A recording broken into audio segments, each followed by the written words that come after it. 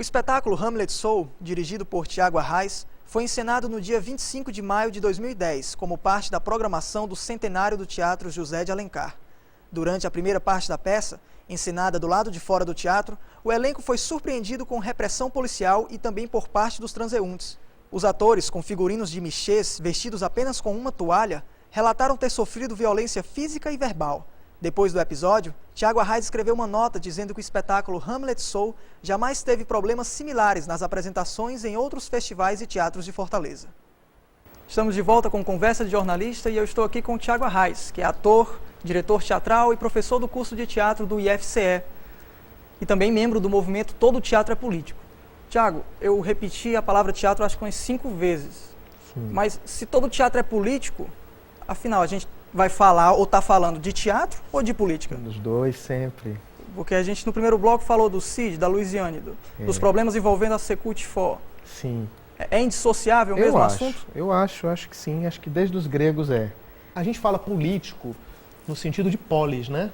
Polis, cidade, coletivo, comunidade. Não é político no sentido partidário. Aliás, eu nem acredito mais muito nisso.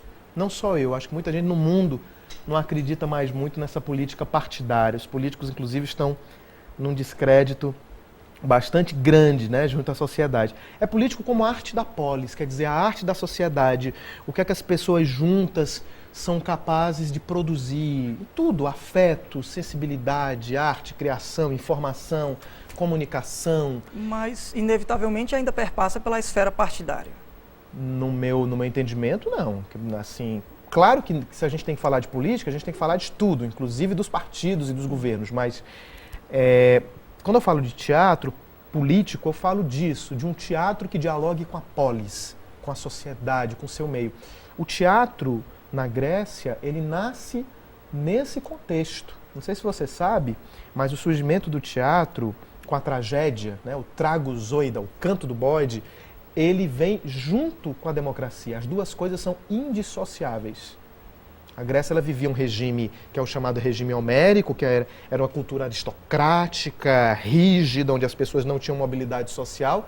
E quando você põe a tragédia, o que é que você faz? Você põe no palco as questões humanas. Isso é um ato de grande ousadia, que é o que mais ou menos a gente está fazendo aqui agora. Ou seja, quando eu estou citando Luiziane, Cid, a sociedade de modo geral, eu estou sendo trágico, eu estou sendo grego, no sentido de que eu estou colocando em cima do palco os temas relevantes do mundo.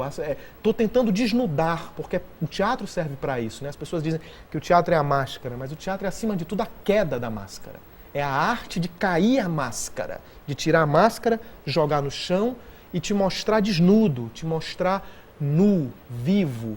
Então, é a gente tentar desnudar a Luiziane, que aliás já fez um filme nua nos anos 90, aqui, uma produção aqui da Casa Amarela, ela nua pela avenida da universidade. E o Caetano Veloso diz assim, o rei está nu, mas isso é mais bonito porque o rei é mais bonito nu. Então eu acho que a Luiziane é mais bonita nua. Eu acho que nós somos mais bonitos nus, no sentido de desnudados. Então, é político nesse sentido, é colocar em cima do palco tudo, sem medo de nada. E quando o nu, a transgressão ofende, que foi o caso no ano passado do espetáculo Hamlet Soul, quando transeuntes, o espetáculo foi realizado na calçada do Teatro José de Alencar, né? Também. Não só. Na calçada, no teatro, no porão do teatro, em vários lugares. Mas nessa ocasião, foi no momento que estava na calçada e os transeuntes agrediram os atores por conta da nudez, por conta da transgressão? Não, eu acho que não. Por exemplo, a peça, ela foi um momento muito legal essa temporada lá no TJA, porque ela era o seguinte, ela abriu para a praça. Se você for ver, aquele teatro é um teatro extremamente aristocrático. Ele foi criado pela aristocracia rural cearense na década de 10 do século passado, né? Na época dos Ascioli, aquela coisa toda. Então ele é um teatro que tem uma tradição elitizada, né? Pela própria arquitetura, é um teatro muito bonito, reproduz aqueles teatros de ópera europeus e tal. E a gente abriu o teatro para a praça. Aquela Praça José de Alencar é uma praça viva e extremamente complexa. Não adianta você visitar a Praça José de Alencar com um olhar moralista, porque lá você vai ter a puta, você vai ter o traficante, você vai ter o bandido, mas você vai ter de tudo. Você vai ter o camelô, você vai ter o crente lá com a Bíblia na mão, você vai ter todo tipo de gente. Não cabe ao teatro moralizar ninguém. A gente não está aí para isso. A gente está aí para lidar com o ser humano nas suas complexidades todas. E a gente foi muito bem acolhido, num certo sentido, por essa praça. Quem mandou agredir os atores foi o braço moralista do Estado chamado polícia. Foi a polícia que gerou um movimento junto com alguns camelôs com quem ela se articulou, que disse para eles: mostra para esses atores o que é teatro. E aí esses caras armados de pedra, pau e etc e tal, foram descer o sarrafo nos atores. O que eles não contavam era que os nossos atores iam reagir. Porque a gente tem uma coisa do seguinte: a gente não teme a realidade, quer dizer, a gente está aí para viver a realidade. Então, não houve hostilidade da praça. A Praça José de Alencar, ela acatou todo mundo. Com certeza foi um moralismo vindo desse poder oficial, partiu da polícia.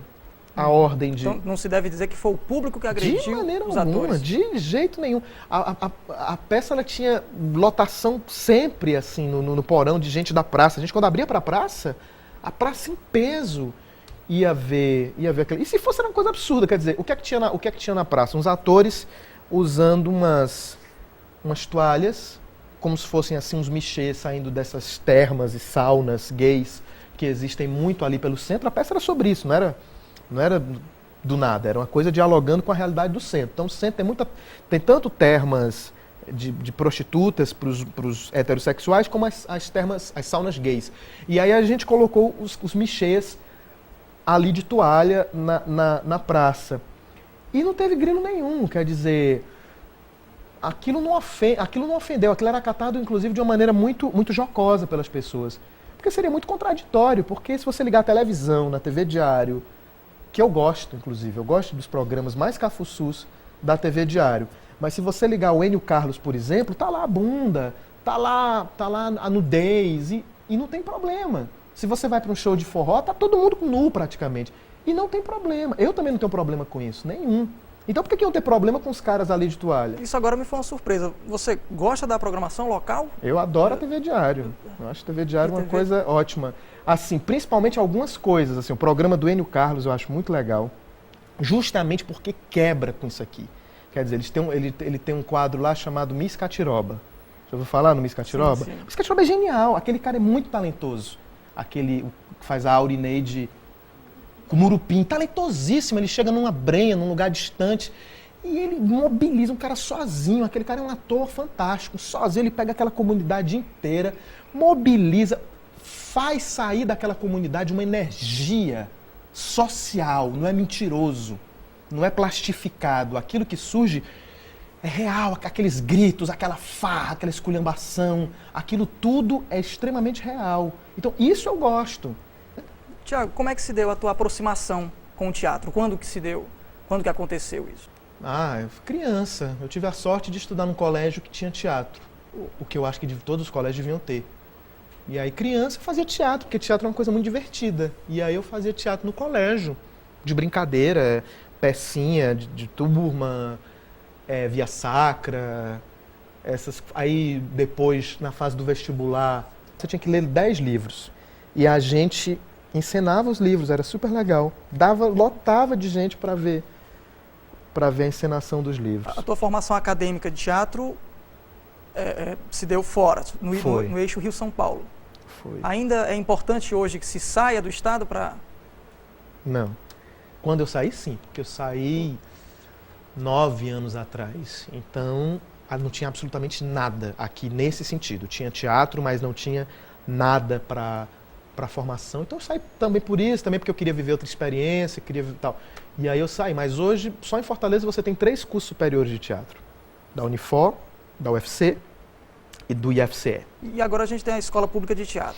No que é que ela vem a somar nesse cenário em que há 3 escolas de nível superior? É porque uma escola superior, digamos assim, o quadro de professores é um negócio fixo, né? Você entra naquilo ali, você vai ficar a sua vida inteira, se você quiser.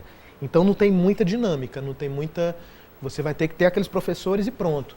E a escola de teatro, não, ela vai chamar gente do Brasil, quer dizer, você vai poder dialogar com pessoas que estão nesse trânsito livre, né? Quer dizer, não é aquele professor a vida inteira numa faculdade. Eu acho que essa é a diferença principal. A gente falou do Zé Celso, com a vinda do espetáculo Dionisíacas, no ano passado. Eu falei que você tinha trabalhado com ele, mas isso não ficou muito claro. Como que se deu a aproximação com o Zé Celso? Como você o conheceu? Cara, eu detestava o teatro do Zé Celso. Achava assim, um troço absolutamente... Porque eu era muito moralista. Eu era muito moralista, no sentido de... Eu era, enfim, um sujeito que era criado na cultura livresca, na coisa de... Enfim, do belo, do que é certo, do que é errado, do que é bonito e do que é feio, né? Então eu ouvia falar de uma espécie do Zé Celso, que a atriz vinha, fazia xixi no palco, o outro cara se masturbava. Eu achava aquilo um absurdo, assim, que porra de teatro é esse, né? Mas um amigo meu estava em São Paulo, eu morava no Rio, que é muito perto, 4 horas de ônibus você está lá, e aí ele disse... Vem pra cá, vem ver o Zé Celso. E eu fui pelo meu amigo, eu não fui pelo Zé Celso. Eu era daqueles, não conheço e não gosto, a coisa do Zé Celso. Mas aí eu fui, e aí eu fui ver Os Sertões. Os Sertões é uma peça de 30 horas de duração, mas dividida em 5 dias. Mas é uma peça de 30 horas de duração. E eu fui ver, e aí sim eu fiquei absolutamente de cara, fiquei... chapado com aquilo, uma coisa inacreditável. Tudo estava ali, cinema, música, dança, religiosidade, política, até teatro tinha. Então aquilo tudo me embeveceu profundamente, eu fiquei muito louco com aquilo e fui falar com o Zé Celso. Naquele dia tinha morrido o Miguel Arraes, que não é parente meu, apesar do nome, que era um grande cara, quer dizer, foi um governador das ligas camponesas, um governador que liderou o processo das reformas agrárias em Pernambuco. E eu disse, Zé Celso, o Miguel Arraes morreu hoje, e eu acho que você devia, no meio da peça, ter parado a peça para dizer, gente, o Miguel Arraes morreu. E ele achou aquilo ótimo. E aí ele disse, você quer trabalhar comigo como assistente de direção? E aí eu falei, mas eu moro no Rio. Ele disse, larga e vem para cá.